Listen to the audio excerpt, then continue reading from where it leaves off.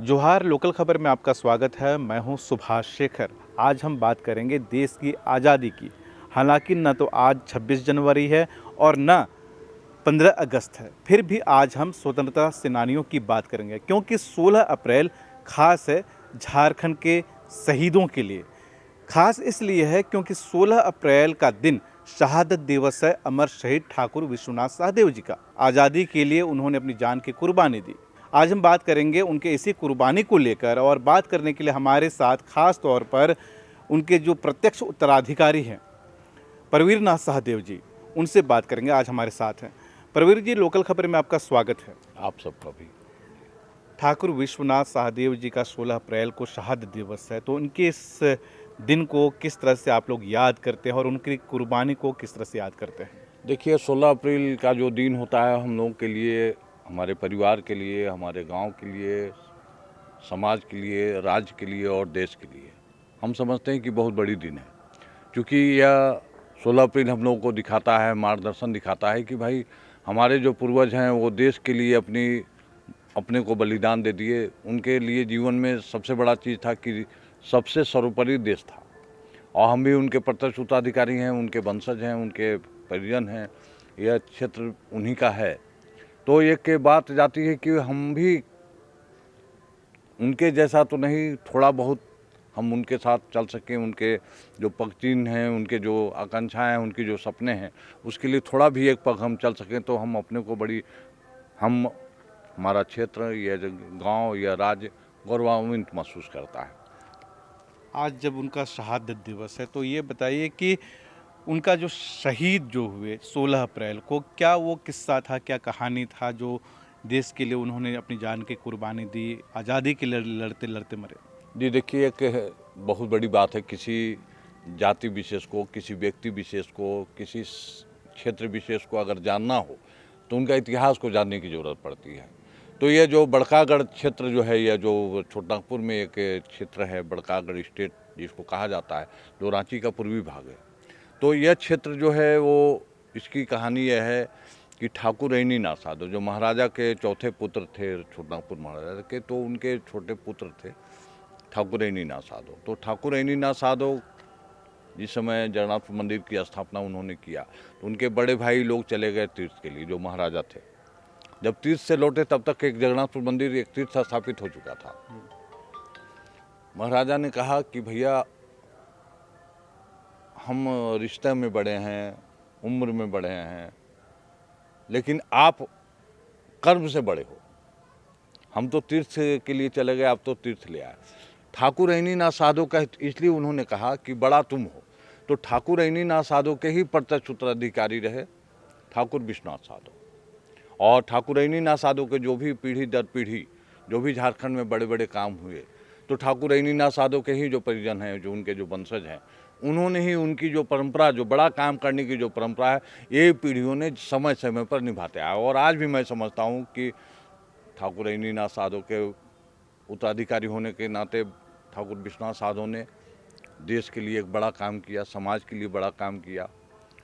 उनके जीवन में राज्य के जो लोग हैं वो महत्वपूर्ण थे, देश महत्वपूर्ण था, और इन लोगों का हित के लिए, व्यक्तिगत हित की बात अगर होती तो अंग्रेज सरकार से ये हाथ मिला सकते थे, और मिलाते तो ये महाराजा थे, इनको कोई कमी नहीं होती, हम लोगों को भी कोई कमी नहीं होती, लेकिन उन्होंने देश को सर्वोपरि माना। एक बात देखा जाता है आमतौर पर, जब हम स्वतंत्रता सेनानियों की बात करते हैं तो गांधी जी को याद करते हैं लोग, पंडित जवाहरलाल नेहरू को याद करते हैं, सुभाष चंद्र बोस जी को याद करते हैं, भगत सिंह को याद करते हैं, पूरे देश के स्वतंत्रता सेनानियों को याद करते हैं, देश लेवल, राष्ट्रीय लेवल की बात करते हैं तो, लेकिन इनका नाम नहीं आता है। और जब झारखंड में आते हैं तो बिरसा मुंडा को याद करते हैं लोग प्रमुख तौर पर, सिद्धू कान्हू की बात करते हैं लोग, इस तरह से चांद भैरव को लोग याद करते हैं। लेकिन सरकारी स्तर पर, राजकीय स्तर पर अमर शहीद ठाकुर विश्वनाथ सहदेव जी को उस तरह से लोग याद नहीं करते हैं। और मान प्रतिष्ठा सम्मान जो है, क्या आज उनको वो मिल रहा है, ये हम आपसे जानना चाहेंगे। देखिए, चूँकि हम ठाकुर विश्वनाथ साधो के प्रत्यक्ष उत्तराधिकारी हैं, और हम व्यक्तिगत बात, चूँकि उनके वो उत्तराधिकारी जब हम अपने को कहते हैं और वंशज उनके कहते हैं, तो उनका दायित्व को भी हम अपने कंधे पर लेते हैं। और हम छोटे दृष्टिकोण से बात हम नहीं कर सकते हैं। हम नहीं कर सकते हैं कि भाई हमको उपेक्षा किया जा रहा है और उन लोग को सम्मान दिया जा रहा है। ये मेरे से नहीं हो सकता है, क्योंकि वही शहीद हैं, देश के लिए आज़ादी के लिए लड़े हैं, देश के लिए कुर्बानी उन्होंने दिया है। लेकिन सच्चाई तो सच्चाई है। सच्चाई यह है कि जब देश आज़ाद हुआ तो आज़ादी की लड़ाई दो वर्ग ने लड़ा, एक नरम दल और गरम दल। नरम दल खून खराबा और संघर्ष, बलिदान देने की बात नहीं की उन्होंने। जो शहीद हो गए, भगत सिंह, चंद्रशेखर आज़ाद, जयमंगल पांडे, जो राष्ट्रीय स्तर के, फिर ठाकुर विश्वनाथ साधो, टी.के. तुमराव सिंह, यानी एक बहुत बड़ा वर्ग जो कुर्बानी दिया। सुभाष चंद्र बोस, जब देश से आज़ादी हुई, निश्चित तौर पर लड़ाई इन्होंने लड़ा, श्रेय वो लोग ले लिए, उससे भी हमें आपत्ति नहीं है। भाई आपका भी किसी न किसी रूप से योगदान है, इसको किनारे नहीं। लेकिन जैसे ही सत्ता मिला आपको, आपका क्या प्रयास रहा कि ऐसे जो शहीद हैं उनके लिए ना आपने नीति बनाई, ना उनके लिए ना आपने चिंता किया। और वो समाज जो बहुत बड़ा समाज है, जो अंग्रेज़ों के कारण जंगल जंगल में लोग चले गए, जो राजा थे, महाराजा थे, बड़े बड़े समाज में उस समय उनकी प्रतिष्ठा थी, लेकिन अंग्रेज़ों से लड़ने के कारण वो पीछे चले गए। और जो महात्मा गांधी के साथ जो लोग रहे, वे लोग शीर्ष में आ गए, और वही लोग ही सांसद बने, वही लोग प्रधानमंत्री बने, वही राष्ट्रपति बने। लेकिन जो वर्ग जिसने बलिदान दिया, उसको उस सत्ता में आने के बाद आपने उसको किनारे किया, उसको आपने महत्व नहीं दिया। यह लड़ाई मेरी रही है। 1998 में हमारी माँ थी मेनका साधो जी, उन्होंने पहला बार रांची दूरदर्शन को ये इंटरव्यू दिया कि आप तो जो 1947 के जो लोग रहे, 42 के जो लोग रहे, जो महात्मा गांधी के साथ जिन्होंने लड़ाई लड़ी, उनके लिए आपने नीति बना दिया। 1972 का स्वतंत्रता सेनानी सम्मान पेंशन योजना देकर के उनको आपने सम्मान दिया। राज्य सरकार भी पेंशन दिया, केंद्र सरकार भी पेंशन दिया, और अंतिम में करीब 1-1 लाख, 1.5 लाख रुपया उन लोग को मिलता रहा। लेकिन जिनकी संपत्ति चली गई, जिनका जान चला गया, जो समाज से पीछे हट गया, जो छुप गया अंग्रेजों से, उसको आपने देश आज़ाद होने के बाद सामने लाने का प्रयास नहीं किया, उसके लिए आपने चिंता नहीं की।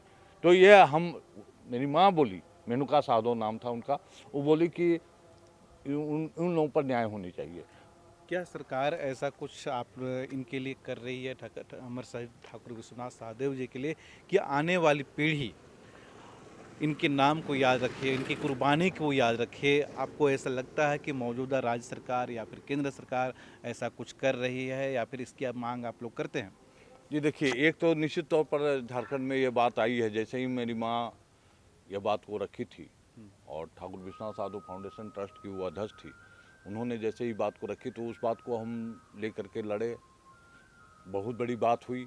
इन बातों को आपके माध्यम से, मीडिया वालों के माध्यम से हमने सही तरीके से सरकार तक पहुंचाई बात को। अर्जुन मुंडा जी उस समय कल्याण मंत्री थे, कल्याण मंत्री के बाद जब मुख्यमंत्री हो गए तो उन्होंने कहा, बहुत संजीदगी से अर्जुन मुंडा जी ने कहा कि जो भी स्वतंत्रता सेनानियों का जो सूची है वो बहुत बहुत भीड़ है, वो हम नहीं कुछ कर सकेंगे, लेकिन जो शहीदों के लिए कोई नीति नहीं बनी है, न केंद्र में न राज्य में, न हम बिरसा मुंडा के लिए कुछ कर सकते हैं, न विश्वनाथ साधु के लिए कुछ चाह के भी नहीं कर सकते। तो कुछ नीति बनानी चाहिए होगी, नीतिगत निर्णय लिए।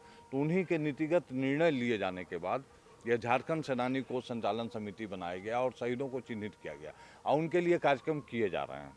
और ये भारत का पहला राज्य है झारखंड कि अमर शहीदों को उचित सम्मान देने के लिए, उनके समाज को, उनके परिजनों को, उनके गांव को आगे लाने के लिए एक ऐतिहासिक कदम रहा। और ये राज्य का पहला राज्य हो गया, देश का पहला राज्य हो गया जहां ऐसा व्यवस्था है। लेकिन इस चीज़ को आगे बढ़ाने के लिए हमारे माननीय हेमंत सोरेन जी इस बात को गंभीरता से लिए और आदेश जारी कर दिए। हम उनका बहुत आभारी हैं कि वैसे शहीदों के कल्याण के लिए आपने सभी नियम कानून को मेंटेन करते हुए आपने सभी जिला के उपायुक्तों को आपने निर्देश दिया है। और पूरे राज्य में जो आज कार्यक्रम हो रहे हैं, चाहे वो शहीदों का प्रतिमा स्थापित किए जा रहे हैं, आदर्श गांव बनाए जा रहे हैं, बहुत सी योजनाओं का आपने शुभारंभ किया है, उसके जड़ में तो गृह विभाग का जो झारखंड सेनानी कोष है, जो आपको उसका जो प्रथम जो बैठक का जो आप एजेंडा देखेंगे, उसमें इन सब बातों का है कि सेनानी गांव का यह करना है, शहीद के परिजनों का कल्याण करना है और उनको खड़ा करना है समाज में। तो एक बड़ा काम हुआ है, लेकिन इसको आगे बढ़ाने के लिए सतत जो समाज है, जो पीछे चला गया था, आज देखिए जगह जगह शहीदों के जयंती और शहादत मनाए जाते हैं। सरकार के स्तर से भी उपायुक्त को पैसे दिए जाते हैं। उससे क्या होता है कि शहीद का परिजन सामने आ जाता है, शहीद का परिजन आता है तो गांव चला आता है, और गांव आता है तो गांव की समस्याएं आ जाती हैं। तो एक माहौल पूरे झारखंड में बना है जो शहीदों के लिए बना है। जगह जगह शहीद की प्रतिमाएं स्थापित होती है और एक शहीद को सम्मान तो मिल रहा है, लेकिन संतोष नहीं किया जाना चाहिए। अभी बहुत कुछ किया जाना चाहिए और उसके लिए हम लोग, आप लोग का भी मदद चाहिए, सरकार का भी मदद चाहिए, जनप्रतिनिधियों का भी मदद चाहिए। और निश्चित तौर पर ये कह सकते हैं हम लोग, जो अभी कुछ देर पहले आपको हमने कहा कि झारखंड वीरों की धरती है और हम भारत के प्रथम पंक्ति में हर दृष्टिकोण में आगे हैं।